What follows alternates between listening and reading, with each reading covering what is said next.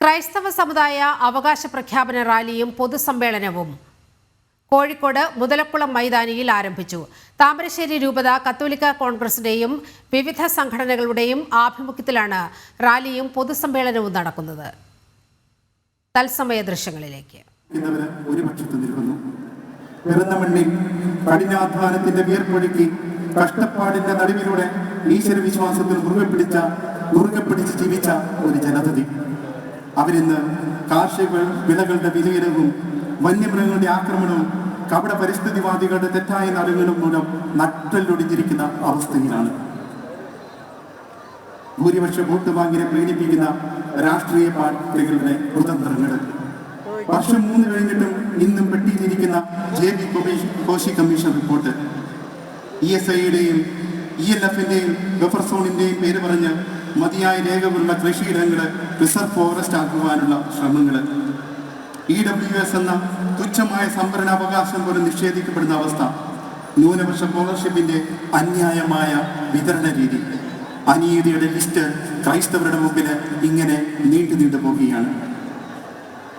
പ്രിയപ്പെട്ടവരെ, മൈക്രോ ന്യൂനപക്ഷമായ ക്രിസ്തീയ സമൂഹം ഇന്ന് നേരിടുന്ന അവഗണനയ്ക്കും വഞ്ചനയ്ക്കും അവഗണനയ്ക്കുമെതിരെ ഒറ്റക്കെട്ടായി പോരാടണമെന്ന് ആഹ്വാനം ചെയ്തുകൊണ്ട് ഞാൻ എൻ്റെ ഉത്തരവാദിത്തത്തിൽ തിരികെ പ്രവേശിക്കുകയാണ്. ഇന്നത്തെ ഈ അവകാശ സംരക്ഷണ മീറ്റിംഗിൻ്റെ ഉദ്ഘാടന കർമ്മം നിർവഹിച്ച് സംസാരിക്കുന്നത് തലശ്ശേരി അതിരൂപയുടെ ആത്മീയ ആചാര്യനും സീറോ മലബാർ സഭയുടെ കരുത്തനായ നേതാവും മലയോര ജനതയുടെ ശക്തനായ തേരാളിയുമായ അഭിമന്യ മാർ ജോസഫ് പാമ്പ്ലാനി മെത്രാപ്പൊലീത്തയാണ്. ഫ്രാൻസിസ് പാപ്പായുടെ വാക്കുകൾ കടമെടുത്ത് പറയുകയാണെങ്കിൽ, കണ്ണിൽ കനിവും കരളിൽ കനലും കാലിൽ ചെറുകുമായി അജപാലന ശുശ്രൂഷയിൽ എപ്പോഴും വ്യാപരിച്ചുകൊണ്ടിരിക്കുന്ന ഒരു അജപാലന ആചാര്യൻ അഭിമന്യ ജോസഫ് പാമ്പ്ലാനി പിതാവിനെ ഏറ്റവും ആദരവോടുകൂടെ ഈ വേദിയിലേക്ക് സ്വാഗതം ചെയ്യുന്നു.